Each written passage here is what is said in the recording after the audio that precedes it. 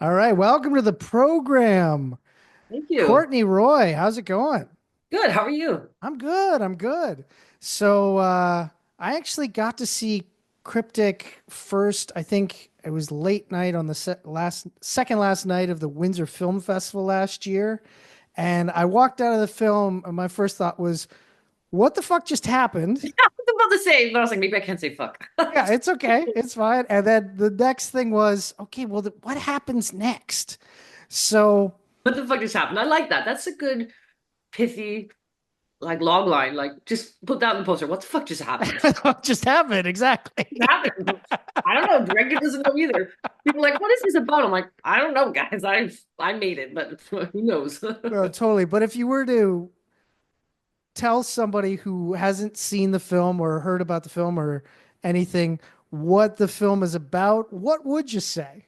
I struggle with this every day of my life. Now that because people have been getting reviews and different like websites and venues and stuff, they kind of have their own write their own blurb. So I've been Mm, stealing from that because it just okay. much better. Like somebody said, like who was it? Where was it written? It's like a cosmic quest for identity. I was like, very very good, very apt. I usually when I talk about the film, I usually like to phrase it with three questions. So I'll be like, well, let me ask you this: like, do you like mucus? And obviously, they're like, yeah, of course. Then do you like monsters that masturbate? And if they're like, yeah, and I'm like, do you like awkward sex scenes? And they're like, yeah. I'm like, then this movie is for you. Very specific audience. Yeah, Yeah, totally. like if you answered no to two or more, then I would do a pass. I mean, try it. You never know, but like, I won't be upset if you don't want to go see it.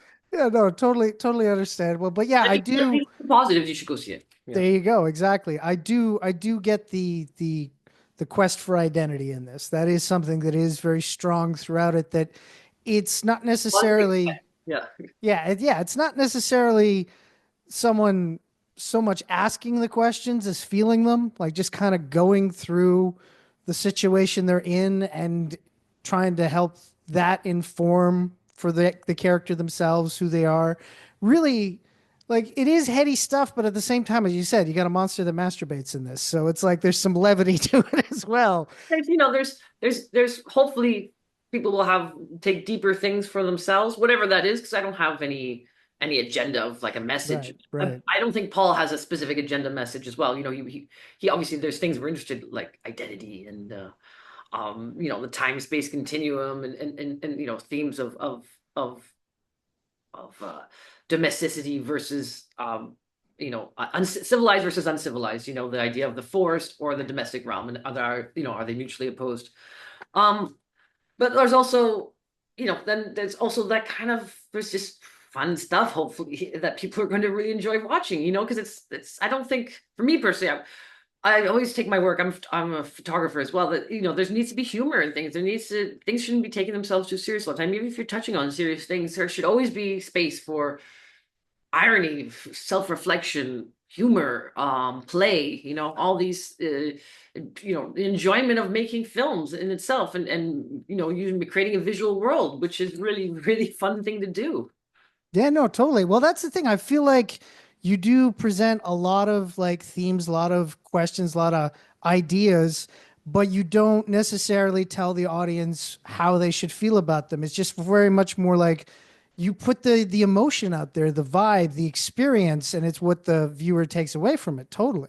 Yeah, I mean, 100%. I mean, Paul and I discussed this, Paul, the writer, Paul Bromley, Yeah. and, I mean, him and I were both really on the same page that we're not interested in spoon feeding people any sort of answers. Ambiguity is key word here. Obviously, we don't want to be like confusing. We don't want people to like alienate. Hopefully it didn't alienate too much, people. I mean, I don't think we did. We want people to keep watching. We want people to be entertained, but it's not about answering questions. There's no ultimate message, which I think for me personally reflects of my approach to life as well, like categorizations and putting things into a box, or like this is it. Now I can just organize that and put that away and never have to look at that again. Like everything is kind of always in flux and in flow, and there is really no response to anything.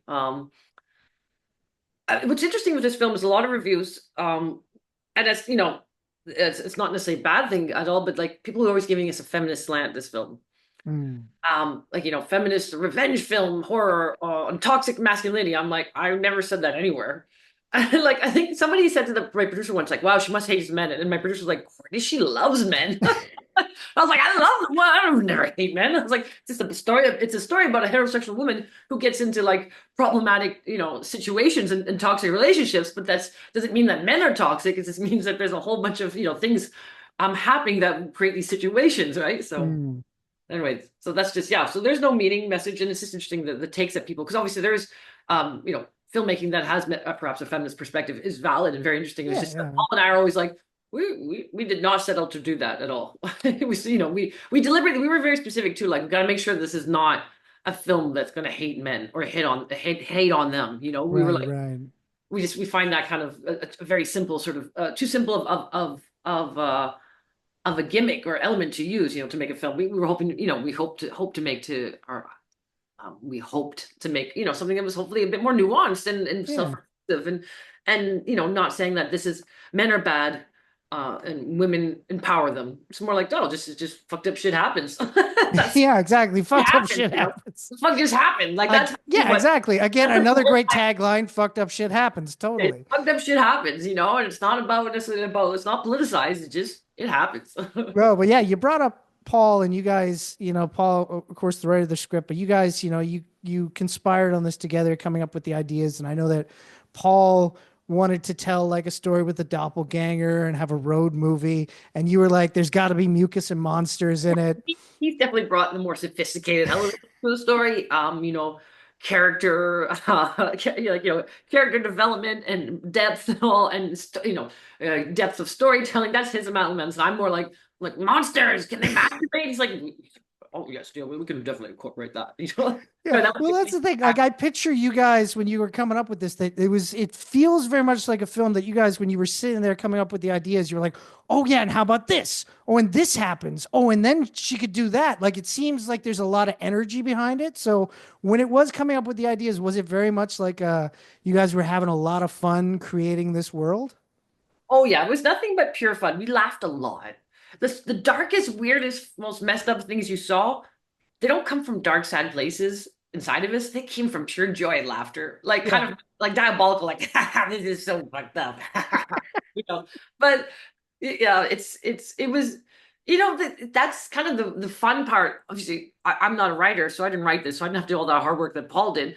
That pure sort of creativity of before you even go into the filmmaking part of it, like all of a sudden your dreams start getting crushed because of budget and time and all man. the restraints that life throws at you.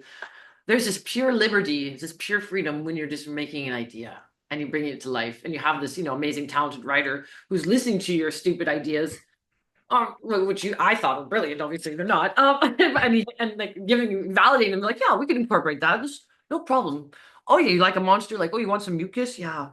A blowjob? Yeah, we can put a blowjob in there. It's really fun. And Yeah, I'm not trying to sound glib and shallow about this because hopefully, people will take away, more whatever profounder things they want to. And Paul and I also we're working on ideas, either separately or together that that we hope we're have a bit more depth to them. But there is a certain amount of joy also in filmmaking, which we hope to acknowledge and to embody that we hope comes across, in the film. right. No, no, totally. Now, of course, the film involves a cryptid. You created the suka for this because you come into if you were using one that existed, you'd have to deal with all the rules. I get that. Yeah, yeah. But when it came to the suka, though, did you guys, once you created it, did you create rules about it, or was it very much like you did? Oh yeah. Well, you kind of had to at one point, I think, just even to kind of create the logic of why things are happening and when. And even after kind of going through it, then went through the script and be like, well, this actually kind of happens here, but that wouldn't make sense because usually this happens when these sort of variables are all put into place. And so it helped clarify the film, even if there's not very clear film and nobody really knows what this world is. The fact that Paul and I knew what the rules were of this world is gave definitely a sense of purpose and direction in the filmmaking, even though it wasn't, we never explained that world to the audience. Mm. It just kind of it helps ground it in a sense of purpose and a sense of reality. reality. Obviously, it's fantasy. That helps. I think the audience find it more palatable. To feel like there is a direction and there is a certain logic, even if it's unexplained. No, totally. Now, of course, the film takes place for the most part outside in the wilderness, and you have these beautiful shots that kind of contrast with, dark moments and grotesque moments and stuff like that.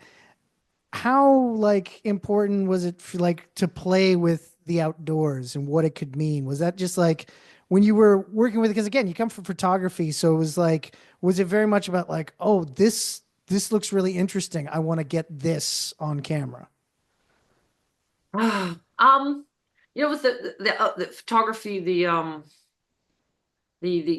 grew up a lot in the British Columbia. I spent a lot of my Mm, childhood in my, with my parents are separated. My dad is a bit of a survivalist, like hermit. So, the forest kind of for me is, kind of a big part of my childhood or of my background. And the kind of uncanny nature of the forest, right? The kind of for me, I always felt like the forest. It's not like some people go in the forest and like this is a union with nature and they feel at home, and like, that's great. I wish I had that feeling. I feel very unsettled in forests by myself. mm, I think something awfully horrible is going to happen. I mean, and not necessarily like, but it's a sense of dread, and dread is a type of fear of the unknown. So it's a dread. So it's a fear of. I'm not even like, oh, I'm scared a bear's going to eat me, which is obviously a valid fear as well, or I might get lost and never find my way out. It's just more just a general malaise and uneasiness. So that was kind of that was a theme that I hoped to kind of create, or a theme, or yeah, an emotion that I feel about nature that I hoped I could translate into the filmmaking, into the work, and also that contrast, so that even though the forest might be there's cryptids, there's that's pretty terrifying coming across an interdimensional being that you've never even heard of or seen before, and it's yeah, how fucks you up. But also then that contrast with this idea of domesticity and civilization, which is supposed to be very safe and safe in a secure environment where people are supposed to be at ease. But I actually find I want to that it's actually not a contrast. It's actually that it's even worse. I made that domestic space hopefully even seem even more scary than the force. So the force is actually the safe. right. Even though it's Yeah, the unknown, it's yeah. definitely safer than the known domestic sphere. That Yeah, no, of course, the known domestic sphere that you present is very like over sanitized, sterilized, claustrophobic, totally. yeah. The unease effect does carry throughout the film, but as you said, for different reasons. Totally. Yeah, no. Now, of course, you're a photographer by trade first, and this is your first feature film. If you, because again, so a lot of people, there was like what 50 to 70 people that worked on this film, this indie film. So you had a lot of collaboration, a lot of stuff going on. If you were just doing photography as just you and you were shooting the Suka, it was you and the Suka. The Suka was technically modeling for you. What emotion do you think that you'd be able to capture their essence? think it would be probably a sort of a black humor, something that is something kind of ridiculous and surreal and absurd. That would probably be, it wouldn't be about pure fear or terror. It'd be uncanny. I think, I like, the ideas of the uncanny, but I also like absurd and sort of a dark humor and things. That's probably how I would characterize my work in general. So Yeah, well, this film is an experience. It is something that when you walk out of it, you're like, wow, okay. So it's sort of you didn't. I'm glad you didn't. It's not what you expected. That's most of the reviews that I read. They're like, this. You go on expecting a cryptid movie, and then it definitely takes a left turn. I'm like, good guys, thank you. yeah. You got The it. funniest thing was though, because I saw it at the Windsor Film Fest, I had just picked the ticket. I didn't even know what the film was about. I had no idea going in. And when I came out, I'm like, okay, what the fuck? All right, there you go.